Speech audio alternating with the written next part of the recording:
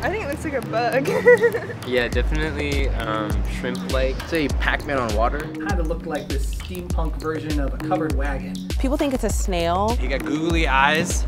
And a really long, flat tongue. Gobbling up trash. It's like a monster that lives in the waters of Baltimore that eats trash.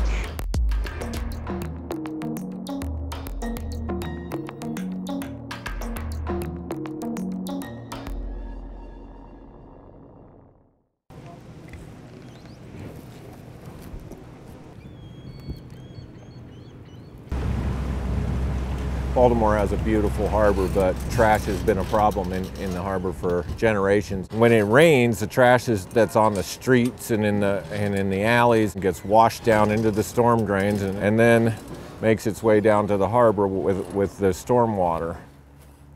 I've spent about 20 years working on Baltimore Harbor. You know, when I saw the trash every day when it rained, I'd hear the tourists say, "Oh, this harbor's disgusting." So every day on my way to work, I would think about what we could do to pick up the trash. Started Clearwater Mills when I came up with the invention of the trash wheel. We're on Professor Trash Wheel. It's the second trash wheel in Baltimore Harbor.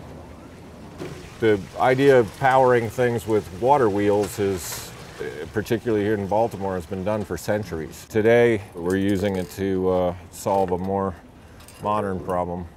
You know, the first thing that happens is the trash gets funneled by the containment booms. We help get it up on the conveyor with these rakes, and the conveyor dumps it into the dumpster. The dumpster is on a separate floating barge.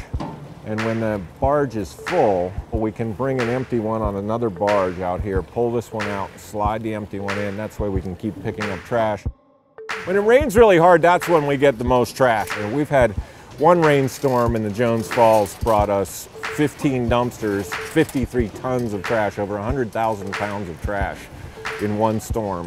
We crank it up to full speed and fill dumpsters when we have a rain like that.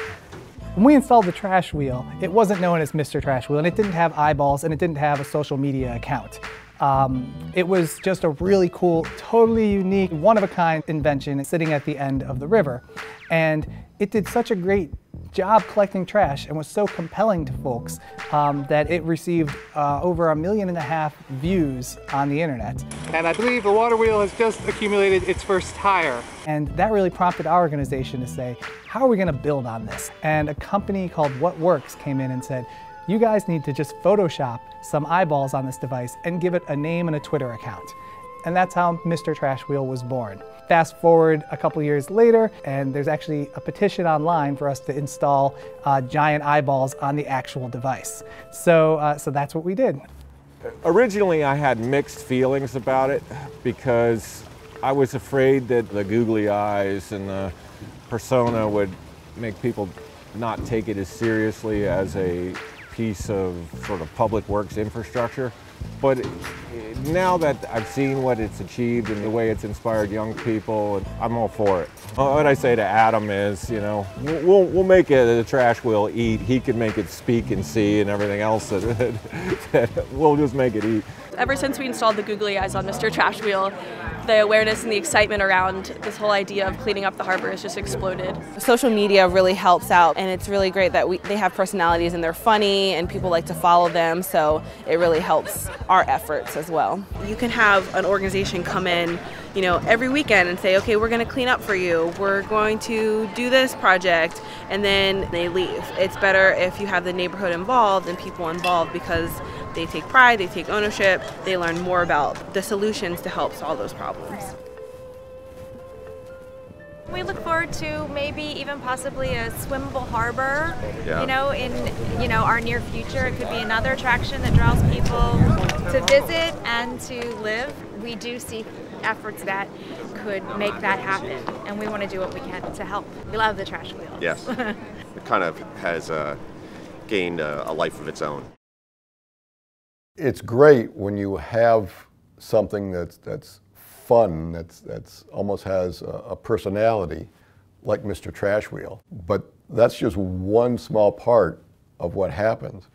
Street sweeping seems kind of boring. Literally every 3 weeks or so, we're collecting as much trash with our street sweeper fleet as Mr. Trash Wheel collects in a year. Waste does not fall from the sky. I think anytime you have something else joining the anti-litter crusade, it's a good thing. New infrastructure in cities these days has to do multiple things. Mr. Trash Wheel is kind of showing people that, oh, there are new ideas out there and we can implement them. Our infrastructure is, in many cases, more than 100 years old. So we have to deal with obsolescence. And as we do that, we have to think of are there new, better ways of doing what we've been doing? We have, in the last few years, talked about making the harbor swimmable and fishable. And I think people think of that as going back to when it was swimmable and fishable. But if you look up pictures of what was the harbor like 30 years ago, 50 years ago, it was industrial. It's very new that we've decided that this is where we're going to have people live and people work, to have people want to come down and spend a weekend having a great day on the harbor. There's really an interesting reversal, a change in the way we've thought about the inner harbor as a resource and as an attraction and as something that's worth preserving and restoring to something that it was centuries ago as opposed to just decades ago.